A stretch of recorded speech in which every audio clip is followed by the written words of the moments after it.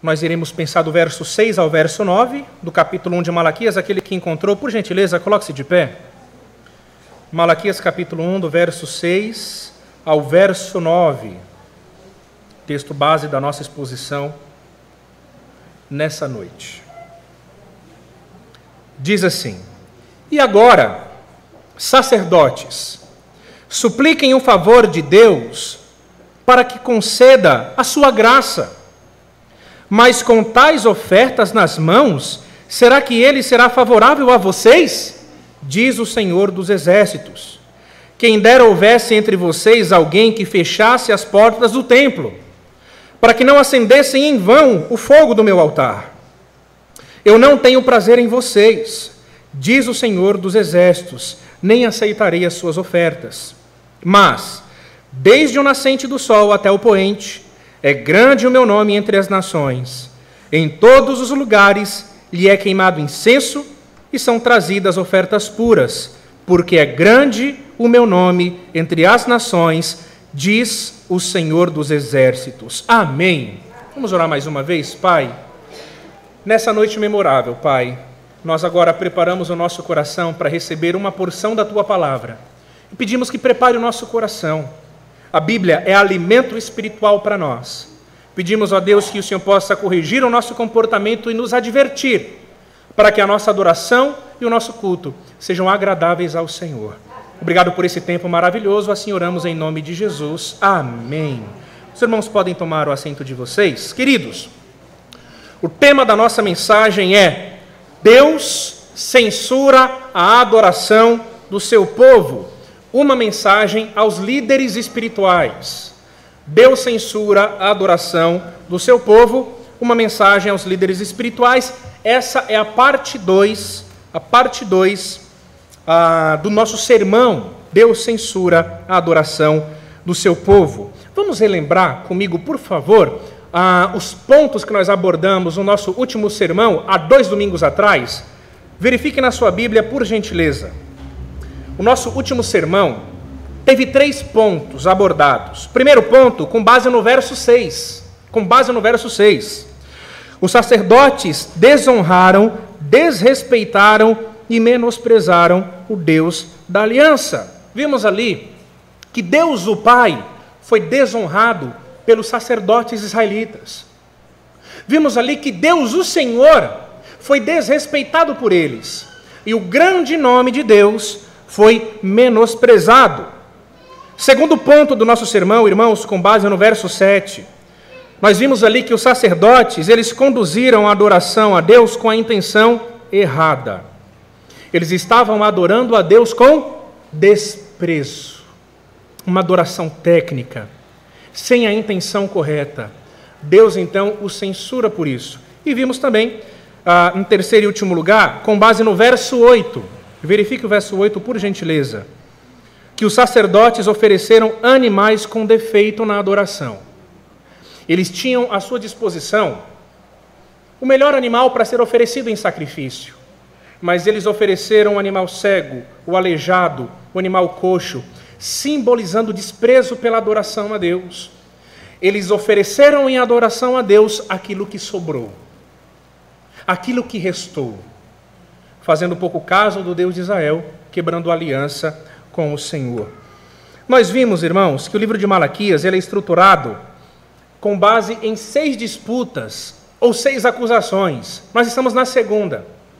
Na primeira acusação, nós vimos que Deus provou o seu amor por Israel. Havia dúvida sobre o amor que Deus cultivava em relação ao seu povo. E Deus provou o seu amor por Israel na primeira disputa. Mas nessa segunda disputa, Deus acusa a liderança religiosa, Deus acusa a liderança espiritual, Deus acusa os sacerdotes de profanarem a adoração a Deus, conduzindo a comunidade de Israel a profanarem o culto público. Preciso contextualizar a mensagem de Malaquias para nós. E a mensagem de Malaquias ela é extremamente atual para os nossos dias. Por quê? Por que essa mensagem ela é profundamente atual? Irmãos, quando vemos por aí afora, nas mídias, nos noticiários, quando vemos pastores, líderes religiosos, líderes espirituais, vendendo sabonetes para purificação espiritual, vendendo colher de pedreiro ungida, vendendo tijolos ungidos, vendendo fronhas ungidas. Quando nós vemos líderes religiosos acusados de pedofilia, de abuso sexual, de adultério, quando nós vemos pastores, líderes, ensinando a unção do riso, a unção do leão, a unção do cachorro, quando nós vemos liderança religiosa, liderança espiritual, abandonando a ortodoxia, a doutrina correta, a tradição, se abrindo para novos movimentos heterodoxos, novos movimentos estranhos que nós encontramos na igreja moderna, a mensagem de Malaquias, então, ela se torna extremamente atual para a nossa vida. E convenhamos, irmãos, vivemos em um caos religioso absoluto. Vivemos em um caos religioso absoluto. Vivemos uma terrível experiência de sincretismo religioso no nosso país. A mensagem de Malaquias, ela é extremamente atual, porque a proposta de Malaquias é reformar a adoração do povo de Deus. O propósito de Malaquias, então, é restaurar a adoração a Deus. E isso começa com uma censura, com uma crítica severa à liderança religiosa, aos sacerdotes. Bom, irmãos, eu separei nosso sermão nessa noite com base em 3 pontos. Ponto do verso 9, do verso 10 e o verso 11. Primeiro ponto da nossa mensagem, no verso 9, nós vemos aqui que o Senhor faz oposição aos líderes que corrompem o culto a Deus. Fazendo uma transposição para os nossos dias, hoje, será que liderança religiosa é capaz de corromper o culto a Deus? Será que um líder espiritual ele é capaz de não apenas se corromper, mas conduzir a sua comunidade à corrupção e à violação da adoração a Deus? Veja comigo o verso 9, diz assim: E agora, sacerdotes, supliquem o favor de Deus para que nos conceda a sua graça. Primeiro ponto da nossa mensagem: o Senhor faz oposição aos líderes que corrompem o culto a Deus. Malaquias, então, é levantado por Deus para fazer uma grave censura aos sacerdotes israelitas dos seus dias, que estava corrompendo o culto a Deus. E agora, sacerdotes, supliquem o favor de Deus para que nos conceda a sua graça. Aqui, irmãos, nesse texto do verso 9, nós encontramos tanto uma ironia quanto um desafio. Nós encontramos tanto uma ironia quanto um desafio. Malaquias não está fazendo aqui um apelo a que os sacerdotes orem a Deus e recebam a graça de fato. Não. Trata-se de ironia. Ironia. E nós encontramos aqui também um desafio. Numa paráfrase, a ideia seria basicamente a seguinte: sacerdotes, agora que vocês desonraram o Pai, agora que vocês desrespeitaram o Senhor e desprezaram o seu nome, eu os desafio. Agora que vocês quebraram a aliança com Deus, agora que vocês perverteram o culto, agora que vocês profanaram a adoração, agora que vocês conduziram a comunidade de Israel a que quebrassem a aliança mosaica, eu os desafio. Supliquem a Deus. Veja se ele os responderá. É uma ironia. Trata-se de uma ironia e de um desafio. Agora que vocês perverteram a adoração a Deus, eu os desafio. Supliquem a Deus.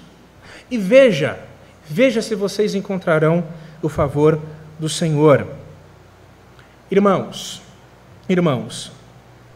de alguma forma, nós encontramos essa dinâmica na vida de algumas pessoas. Há a desonra ao Pai, há a entrega do coração a uma vida sem nenhum limite moral, há o desrespeito, há uma vida sem equilíbrio, há uma entrega absoluta e total a hábitos que podem destruir a sua vida, as suas emoções e o seu corpo. Mas algumas pessoas que vivem assim, uma vida marcada pela imoralidade, pelo descontrole, ainda assim acreditam que podem contar com o favor de Deus. E recorrem com frequência, em momentos de dor, em momentos de angústia, à ajuda do alto. Essa ironia que nós encontramos aqui em Malaquias, e esse desafio também se aplica a essas pessoas. Olha, vocês que desonraram ao Pai, desrespeitaram ao Senhor, menosprezaram ao seu nome, tentem agora suplicar pela sua graça.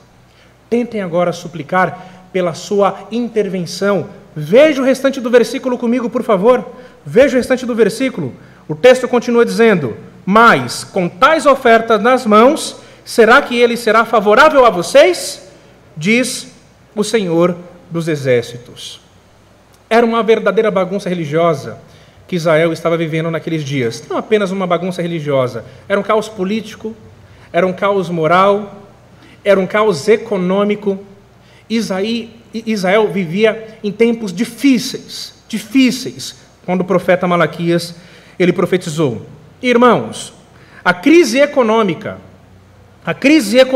unida à apatia religiosa, ao desprezo pelas coisas de Deus, levou o povo a oferecer a Deus em adoração aquilo que sobrava. O caos econômico e a apatia religiosa levou Israel, a comunidade restaurada dos dias de Malaquias, a oferecer ao Senhor em adoração aquilo que sobrava.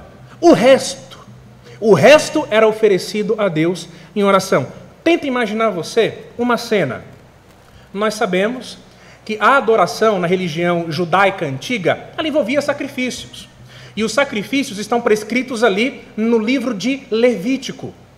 Tanto os animais puros quanto os animais impuros. E como nós vimos há 2 domingos atrás, esses sacrifícios eles deveriam ser oferecidos sem nenhum defeito, sem nenhuma mácula. Mas imagina vocês, vamos tentar aqui montar um quadro, vamos tentar aqui dramatizar um quadro. Eles viviam um caos econômico significativo. Havia um caos religioso. As promessas que Deus tinha feito não se cumpriram nos dias de Malaquias. Havia apatia religiosa. De alguma forma isso contribuiu para a corrupção do culto a Deus. Mas imagine essa imagem. O israelita olhava para o seu rebanho. Ele olhava ali para as suas ovelhas. E ele tinha uma ovelha gorda, bonita, branquinha à sua disposição. Uma ovelha sem nenhum defeito. O orgulho entre as ovelhas. Ele olhava para aquela ovelha e pensava: não vou oferecer essa em adoração. Não é essa que eu vou oferecer em adoração. Afinal, eu tenho uma ovelha machucadinha. Eu tenho uma ovelha manca, uma ovelha cega. Até animais mortos eram oferecidos em adoração. Quando, na verdade, a lei prescrevia o melhor animal, o animal sem defeito. Mas pode ser que a justificativa do israelita seria a seguinte: bom, Deus ele não cumpriu suas promessas. Nós ainda não temos autonomia como Estado. Nós estamos sendo subjugados por uma nação pagã. Não temos autonomia. A nossa nação ela é pequena comparada com o passado. O templo ele é pequeno comparado com o templo de Salomão. Se Deus não cumpriu suas promessas, eu não vou oferecer uma ovelha perfeita, eu não vou oferecer uma ovelha sem mácula, sem mancha. Eu creio que a machucadinha serve. O problema é que, no final das contas, o sacerdote que conhecia a lei de Deus e que poderia repreender o povo, aceita aquela oferta, aceita aquele sacrifício e oferece em adoração. No final das contas, a adoração do povo de Deus foi estruturada com base no resto, com base naquilo que sobrava. Os sacrifícios eram aqueles que sobravam. Eram os piores sacrifícios escolhidos para adoração. Por isso que o texto diz: mas com tais ofertas nas mãos, será que ele será favorável a vocês? Diz o Senhor dos Exércitos. Esse texto, irmãos, ele tem a ver com adoração pública. Ele tem a ver com adoração pública. Nós temos condição de adorar a Deus com o nosso melhor. A nossa adoração ela pode ser marcada pela excelência. A nossa adoração ela pode ser uma adoração pautada na Escritura Sagrada. A nossa adoração, ela pode ser uma adoração inteligente, uma adoração pensada, um culto agradável a Deus, mas nós também podemos adorar a Deus com o resto. Nós podemos adorar a Deus com aquilo que sobrou do nosso tempo, do nosso dia. Nós podemos desenvolver o nosso trabalho a Deus e o nosso ministério de qualquer forma. Deus está censurando os sacerdotes por isso. E Ele frequentemente se apresenta como Senhor dos Exércitos. Mas esse texto não tem a ver apenas com a adoração pública. Esse texto também tem a ver com a nossa adoração diária. Romanos capítulo 12, verso 1 e verso 2, o texto diz que nós devemos apresentar a nossa vida como sacrifício vivo, santo e agradável a Deus. Isso significa que a nossa vida é um culto. E a forma como eu vivo importa para Deus. E se Deus está preocupado com o culto do seu povo, Deus está preocupado com a forma como nós conduzimos a nossa vida. E aqui nós precisamos perguntar, como nós temos adorado ao nosso Deus dia após dia? Com o resto? Com o que sobra do nosso tempo? Com o que sobra das nossas atividades? Frequentemente, irmãos, parece que a nossa vida cristã, a nossa liturgia, ela se resumiu em: se sobrar tempo, eu vou à igreja. É verdade ou não é? Parece que a nossa vida cristã se resumiu em: se sobrar tempo, se der tempo, eu cultuo a Deus. Se tiver tempo na minha agenda, eu participo da reunião de oração. Se tiver tempo, eu vou à Cristolândia. Se tiver tempo, eu faço isso, eu faço aquilo. E no final das contas, a nossa adoração a Deus, ela se estrutura com base no resto, com base naquilo que sobra. Deus, ele não recebe a prioridade. Deus, ele não recebe o nosso tempo digno, separado especificamente para Ele. Mas se der tempo, eu leio a Bíblia. Se der tempo, eu oro. Se der tempo, eu faço um culto em casa com a minha família. E o que torna toda essa história tão irônica? Que quando nós, então, nos encontramos para adorar a Deus, nós levantamos as nossas mãos e falamos: Senhor, eu te amo. Senhor, o Senhor é especial para mim. Senhor, o Senhor é digno. É por isso que aqui trata-se de uma ironia. Trata-se de uma ironia. Aqueles sacerdotes que corromperam o culto a Deus, que desrespeitaram ao Senhor, que desonraram ao Pai, estavam sendo desafiados agora a estenderem as suas mãos, suplicando pela ação de graças, por uma intervenção divina. E Malaquias responde: isso não acontecerá. Esse texto, irmãos, desafia a minha vida e a sua vida, nos desafia a igreja a reavaliarmos tudo. A reavaliarmos tudo. Nós corremos o risco, irmãos, de oferecer a Deus uma adoração técnica, como nós vimos há 2 domingos atrás, sem a intenção correta. E não pode ser assim. Nós não estamos aqui brincando, irmãos, de sermos cristãos. A nossa igreja local não é um clube onde nós nos encontramos aos finais de semana para nos ver. E a nossa igreja local também não serve como uma sessão de psicologia, um atendimento com um psicólogo, onde nós viemos aqui simplesmente para nos desfazer das nossas culpas. Erramos ao longo da semana, cometemos graves erros, falamos aquilo que não devemos, mas nos encontramos no final de semana para que a nossa consciência ela fique mais tranquila e nos sentimos então um pouco mais perto do Senhor e abraçados pelo Senhor. Irmãos, a adoração do povo de Deus aqui, ele está passando por um filtro divino. E Deus está censurando o seu povo, a começar pelos líderes, a começar pelos sacerdotes. Porque se de alguma forma a corrupção na adoração de uma igreja local, isso parte da sua liderança. Já pensou, irmãos? Meus irmãos batistas, quem é batista aqui, diga amém, em nome de Jesus. Nós temos um grande amor e um grande respeito pela nossa denominação. O que você faria se eu viesse com um tijolinho aqui, irmãos? Tijolinho ungido. Olha, estou vendendo esse tijolinho por R$300. Não, melhor, deixa eu adaptar a nossa realidade. Uma cadeirinha ungida. Cadeirinha. Porque a gente está na campanha da cadeira, não é? Qual seria a sua reação se eu viesse aqui com uma cadeira ungida e falasse: olha, se você comprar essa cadeira ungida por R$300, Deus milagrosamente nos abençoará com a nossa campanha? Qual que seria a sua reação, meu irmão batista? Qual que seria? em nome de Jesus, o irmão teria que me repreender, com base na Bíblia. E se isso não funcionasse, o irmão teria que correr daqui. A corrupção começa com a sua liderança. Já pensou, meus irmãos, se eu abordasse a Bíblia, não mais levando em consideração uma interpretação coerente, mas simplesmente abrisse a Bíblia, lesse um texto, então compartilhasse sonhos e visões que não têm fundamentação nenhuma, qual seria a tua reação? Você que ama a Bíblia.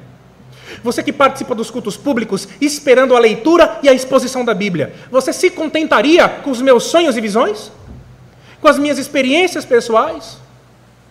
Qual seria a sua reação se eu chegasse aqui diante dos irmãos e falasse, olha, tem uma nova estratégia para que a nossa igreja cresça. Eu tenho uma nova estratégia para que a nossa igreja cresça. Vamos colocar os irmãos da recepção vestidos de palhaços? Né? Vocês já rodaram? Quem aqui já foi criança de verdade? Diga amém.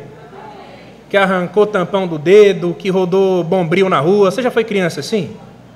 Já pensou e falou, irmãos, a gente tem que dar um jeito de chamar a atenção do povo. A gente tem que dar um jeito de encher a igreja. Então eu vou pedir para o irmão Edson, que é líder lá da recepção, nossa irmã Ângela, eles vão colocar fogo no bombril e vão ficar rodando lá na fora. Irmãos, venha para a igreja, venha para a igreja. Qual que seria a sua reação? Você que é um crente batista, que ama a Bíblia, que leva a sério a nossa tradição, que procura a doutrina correta, que tem o respeito pela adoração a Deus. Irmãos, a profanação do culto começa pelos sacerdotes. A profanação da adoração a Deus começa pela liderança espiritual. Começa pela liderança espiritual. E Deus aqui faz oposição ao povo. Deus aqui faz oposição a essa liderança. O que esse texto então nos leva, irmãos, é reavaliar nossa adoração, nosso culto. Ele é aceitável a Deus? Nós incluímos no nosso culto e na nossa adoração algo que Deus não aceita, algo que Deus não autoriza? Na nossa vida diária, na nossa experiência diária, há algo no nosso comportamento que desagrada a Deus? Nós somos um sacrifício vivo, que deve ser caracterizado por santidade e que deve ser agradável a Deus. No final das contas, irmãos, o que eu e você precisamos é viver de uma forma que Deus receba toda a glória e que a nossa vida seja marcada por excelência. Eu li um livro, há muito tempo atrás, chamado Amado Timóteo. Esse é um livro que foi escrito por muitas mãos, muitos autores, todos pastores experientes, com 20 e 30 anos de ministério pastoral. O propósito desse livro foi orientar novos pastores. São muitos pastores experientes, batistas e presbiterianos, compartilhando a sua experiência ministerial e colocando isso em páginas. Um livro riquíssimo. E no primeiro capítulo, o autor, ele destaca algo muito interessante. Ele diz assim, que quando ele se sente em crise, quando ele não encontra um propósito claro na sua vida, ele começa a reavaliar as suas prioridades. E quando ele reavalia as suas prioridades, ele chega à seguinte conclusão. Em primeiro lugar, Deus o chamou para ser um servo, para ser um filho. Se você quer colocar a sua vida em ordem, se a sua vida está um caos, se a sua história está uma bagunça, se você quer colocar a sua adoração, a sua liturgia diária em ordem, em primeiro lugar, lembrem-se disso. Antes de ser um marido ou uma esposa, antes de ser um filho ou um pai, você é um servo de Deus. E a sua adoração a Deus deve estar em dia. O seu relacionamento com Deus deve estar em dia. Tudo depende disso. O seu relacionamento com Deus é fundamental. Se você não tem um relacionamento coerente com Deus, provavelmente tudo na sua vida está uma bagunça e um verdadeiro caos. Tudo depende daquilo que é mais fundamental, o nosso relacionamento com Deus, a nossa devoção diária, o tempo que nós separamos para orar, o tempo que nós separamos para ler as Escrituras, e não o tempo que sobra, não o tempo que resta. Pastor, o final de semana vai ser bom. Vou para uma festa, se sobrar tempo, eu vou para a igreja adorar a Deus. Isso é adoração, irmãos. O crente tem que ter prioridade na sua vida. Nós priorizamos tanta coisa, priorizamos entretenimento, priorizamos amizades, priorizamos os nossos hobbies, e o que resta? As migalhas são oferecidas a Deus. Nós oferecemos migalhas em adoração a Deus, e esperamos a sua intervenção, esperamos o seu favor, levantamos as nossas mãos e enganamos a nós mesmos. Irmãos, Veja o que o texto diz. Veja o que o texto diz. Nós somos chamados, então, ao reorganizar a nossa vida. Em primeiro lugar, o autor diz, antes de qualquer coisa, nós somos filhos, nós somos servos. Em segundo lugar, ele vai dizer, eu sou um marido. Isso significa que abaixo de Deus, a minha grande prioridade é a minha família. Então eu coloco em ordem o meu relacionamento com Deus. Eu coloco em ordem a minha vida cristã. Eu coloco em ordem a minha devoção diária. E em segundo lugar, eu coloco em ordem o meu casamento. Isso faz parte da adoração. Eu coloco em ordem o meu relacionamento com a minha esposa. Eu coloco em ordem o cuidado que eu devo ter com a espiritualidade da minha esposa. O cuidado que eu devo ter com a vida da minha esposa. O tempo que eu devo dedicar a ela. Em terceiro lugar, eu sou um pai. Então eu devo dar tempo de qualidade para os meus filhos. Eu devo respeitá-los. Eu devo ouvi-los. Eu devo atendê-los em suas necessidades. E em quarto lugar, aí sim, eu sou um pastor. E eu devo desenvolver a minha vida, o meu ministério, com excelência e marcado por piedade. Qualquer inversão nessa ordem, irmãos, ao caos. Se um pastor, se um líder espiritual, ele coloca o seu ministério antes da família, há o caos na família. Se o pastor, ele coloca a sua família acima de Deus, ele terá um grande e um grave problema.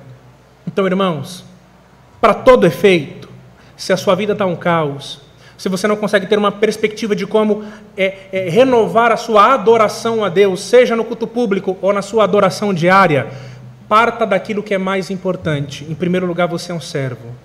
Em segundo lugar, você é um marido. Em terceiro lugar, você é um pai. Em quarto lugar, você serve na igreja de Deus. Procure fazer tudo isso com excelência, sem oferecer migalhas para ninguém. Migalhas para ninguém.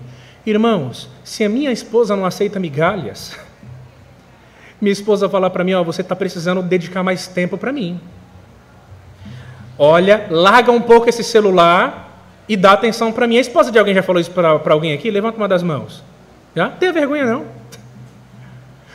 Você precisa dar um pouco mais de atenção. Se nossa esposa, que está perto de nós, percebe de uma maneira muito clara quando nós estamos dando pouca atenção, pouco valor, se nós estamos cedendo pouco os nossos ouvidos, quanto mais o nosso Senhor. Devemos colocar a nossa vida em ordem. Mas em segundo lugar, verso 10, olha aí por favor, Deus não aceitará uma adoração não autorizada. Alguém pode dizer, pastor, o que vale é a intenção do coração. Não! Isso é uma mentira diabólica. Tire isso da sua cabeça em nome de Jesus. Deus não aceita qualquer adoração. Deus aceita a adoração que Ele prescreveu na Bíblia. E tão somente essa. A adoração que Deus prescreveu, a adoração que Ele espera que seu povo adore. Por isso que Deus está censurando uma adoração que foi aqui profanada. Verso 10 diz assim, quem dera houvesse entre vocês alguém que fechasse as portas do templo, para que não acendesse em vão o fogo do meu altar. Olha o que Deus está dizendo, irmãos. Olha o que Deus está dizendo. Os sacerdotes profanaram a adoração pública de tal forma que Deus diz, quem dera houvesse alguém no meio de vocês para fechar as portas do templo. Porque vocês estão oferecendo sacrifícios em vão. Não vou receber a adoração de vocês. É um sacrifício com defeito. É um animal maculado. Não receberei isso das suas mãos. Irmãos, a expressão, quem dera houvesse entre vocês alguém que fechasse as portas do templo, revela o desejo de Deus de que ao menos um sacerdote, de que ao menos um levita sensibilizado com a situação de Israel tivesse coragem o suficiente para se posicionar contra aqueles excessos, contra aqueles exageros. Da mesma forma hoje, irmãos, nós somos convocados por Deus. Quem dera houvesse alguém. E esse quem dera sinaliza uma situação urgente. Quase não há. Quase não tem pessoas com esse perfil. Quem dera houvesse alguém que fechasse as portas do templo e que impedisse que o fogo do meu altar fosse acendido em vão. O que Deus está dizendo é o seguinte, olha, é preciso pessoas que sintam indignação pela violação do culto público. É preciso pessoas que não aceitem aquilo que está errado como se fosse certo. Quem dera houvesse alguém que se manifestasse contra o erro. Quem dera houvesse alguém que se posicionasse contra os equívocos daquela igreja local. Quem dera houvesse alguém que se posicionasse contra as maldades cometidas por aquele pastor, contra os excessos cometidos por aquele pastor, por aquela liderança religiosa. Quem dera houvesse alguém com coragem o suficiente para fechar as portas de uma igreja que não está servindo ao propósito de glorificar a Deus. Quem dera houvesse alguém. Quem dera. Porque é muito mais comum tomar aquilo que é errado como certo. É muito mais comum.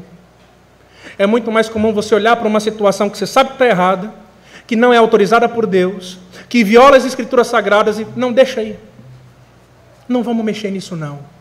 Quem dera houvesse alguém que fechasse a porta do templo, porque a adoração a Deus está sendo oferecida de maneira em vão, ele não vai receber. Irmãos, esse é o mal da igreja brasileira. Aceitar aquilo que é errado como se fosse certo. Aceitar aquilo que é errado como se fosse certo. Bom, irmãos, nós encontramos aqui algumas aplicações para a nossa vida, né? Parafraseando, o que Deus está dizendo por intermédio do profeta Malaquias se for para fazer de qualquer jeito, se for para realizar uma adoração de qualquer forma, é melhor não fazer. É melhor fechar as portas do templo. Parafraseando é isso. E convenhamos, irmão, você já teve uma experiência de pedir um favor para alguém e essa pessoa fazer as coisas de qualquer jeito? Fala, amor, lava a louça para mim. Aí quando você vai lá, tem feijão no prato, não passou a bucha direito no meio do garfo. Qual que é a sua reação, minha irmã?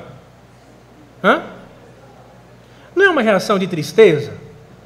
Pedir uma coisa simples. Qual que é a expressão, né? Se é para fazer de qualquer jeito, é melhor o quê? Não fazer. Amor, passa uma vassoura na casa, por favor. Eu vou chegar mais tarde hoje. Passo sim, meu bem, eu te amo. Aí quando a mulher chega em casa lá, aí Deus revela para ela, né? Dá uma olhada embaixo do tapete. Puxa um pouquinho o sofá. Não se deu o trabalho de puxar o sofá. Né? Se é para fazer de qualquer jeito, é melhor não fazer. O irmão Nildo comentou comigo que levou o carro, há um tempo atrás, numa funilaria, não foi, irmão Nildo? Ele levou o carro numa funilaria, fizeram um trabalho horrível. Horrível no carro do irmão Nildo. Se é para fazer de qualquer jeito, é melhor? Irmãos, notem que nós sentimos indignação quando nós pedimos algo para alguém e as coisas são feitas de qualquer forma, migalhas são oferecidas. Imagina na nossa adoração a Deus. Imagina na nossa vida cristã. Deus espera de nós um comportamento e nós oferecemos aquilo que sobra e ainda esperamos, talvez Ele aceite. Talvez Ele receba a nossa adoração. Quem dera houvesse alguém que fechasse as portas do templo e não acendesse em vão fogo no meu altar. Irmãos, cristianismo é coisa séria. Cristianismo é coisa séria. Ou nós adoramos a Deus com todo o nosso coração, ou nós servimos a Deus com todo o nosso coração, ou a nossa adoração ela é pautada na Bíblia, é uma adoração séria, ou eu sou um líder espiritual respeitoso, temente a Deus, ou então fechamos a porta dessa igreja e cada um vai para a sua casa. Porque é melhor que a adoração a Deus ela seja pautada na Escritura Sagrada, ou então que as portas dos templos sejam fechadas. Eu estou errado, irmão? Sim ou não? É só ler a Bíblia. É só ler. E é só perceber a indignação que Deus tem em relação à profanação do seu culto e da sua adoração. Se você ama a Deus, se você serve a Deus, o seu coração sofre quando você vê uma liderança religiosa cometendo graves erros e pecados. Você sofre. Fernanda está assistindo aquela novela Reis, né, da Record. Está em Reis agora. E, curiosamente, na nossa leitura, nós estamos fazendo aí a leitura da Bíblia de capa a capa, dá para fazer, inclusive, um paralelo, né, porque nós encontramos, na narrativa de Samuel, os 2 filhos de Eli. Quem lembra aí o nome dos 2 filhos de Eli? Estão assistindo a novela, hein? Melhor falar assim, não, estamos lendo a Bíblia também, né? Irmãos, Ofni e Finéias eram filhos do sumo sacerdote Eli, que também era um juiz em Israel. Eles eram sacerdotes. Mas o comportamento daqueles dois jovens era marcado pela imoralidade. Enquanto eles ministravam a adoração a Deus, eles se aproveitavam das mulheres israelitas e tinham relações com elas. Enquanto o sacrifício era oferecido, eles metiam a mão na panela e comiam o sacrifício de uma maneira completamente desonrosa, sem respeito nenhum pela adoração a Deus. Segundo nós encontramos em 1 Samuel, Deus não apenas repreende Eli, Deus esperava que Eli se posicionasse contra os seus filhos de maneira rigorosa. Mas Deus amaldiçoa a família de Eli, dizendo que jamais um sacerdote se levantaria da sua linhagem, por conta da profanação dos seus filhos. Agora a gente pode dizer que Deus aceita qualquer tipo de adoração. Lembram de Nadab e Abiú, filhos de Arão? Nadab e Abiú eram sacerdotes também. Nadab e Abiú ofereceram, de acordo com a Bíblia, fogo estranho no altar. Quem lembra o que aconteceu? Saiu fogo da presença do Senhor e os consumiu. Deus aceita qualquer adoração. O que importa é a intenção do coração. Vocês lembram do duplo epílogo de Juízes? O livro de Juízes, de maneira muito diferente dos outros livros da Bíblia, possui 2 epílogos. O que é um epílogo? É um encerramento. E o livro de Juízes possui 2 epílogos, 2 encerramentos. E esses 2 encerramentos têm como tema central 2 levitas. Um levita chamado Mica. Alguns vão dizer que é Miqueias. Esse levita chamado Mica, ele aceita suborno, ele aceita pagamento. Ele se torna o administrador de uma nova religião criada.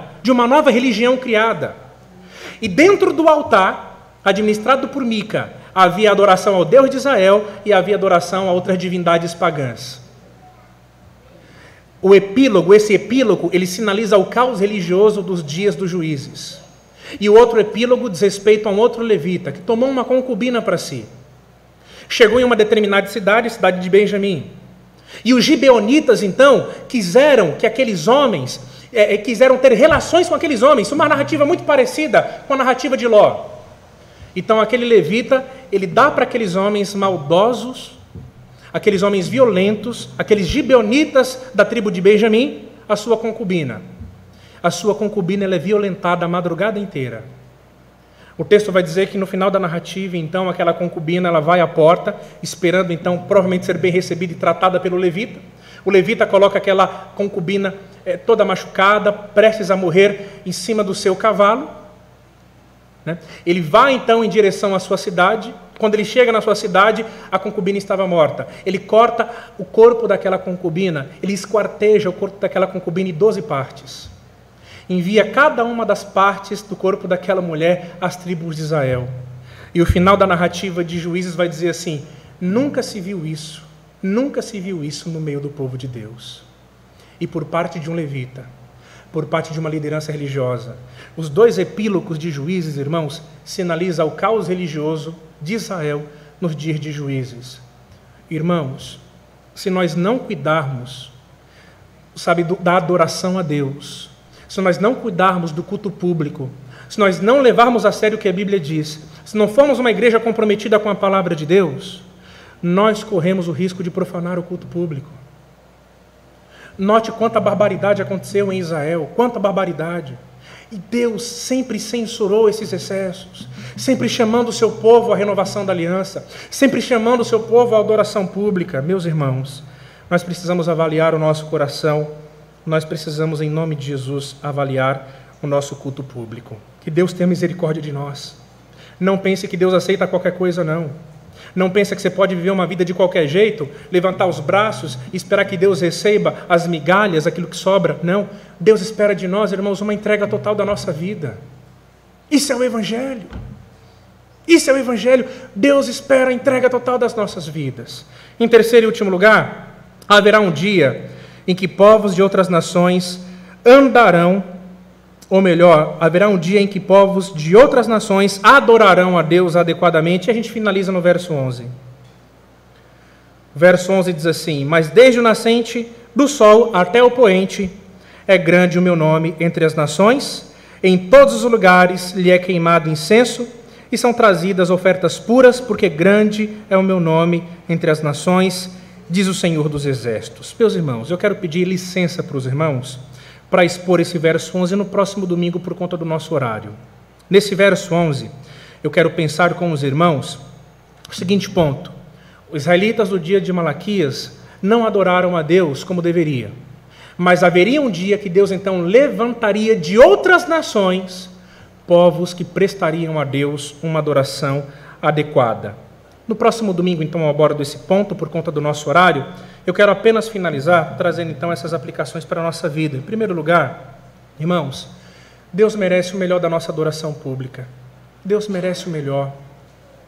Comprometa-se em fazer o melhor.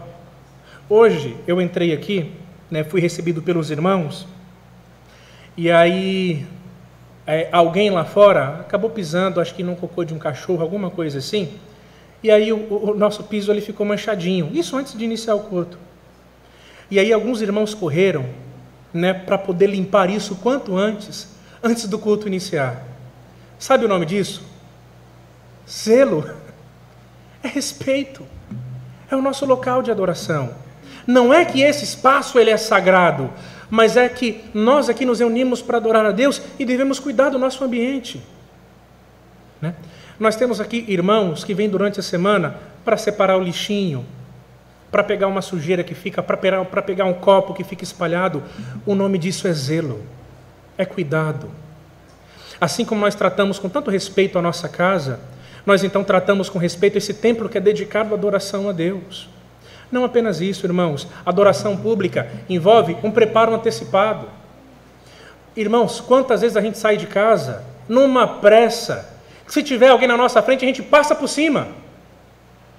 Esses dias eu até brinquei, não sei se foi com Josué, não sei se foi com os diáconos, que passou um homem, não sei se foi de manhã, passou um homem rápido aí, não foi?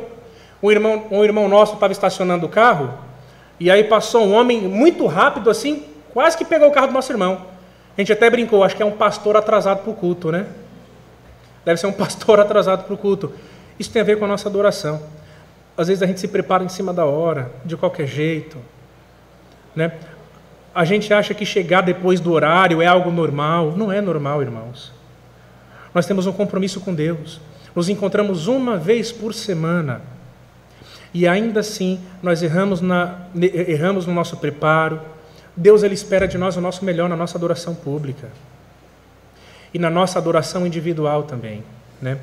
Em segundo lugar, irmãos, Deus ele procura alguém capaz de impedir a profanação da adoração. Quem dera houvesse alguém que fechasse a porta do templo.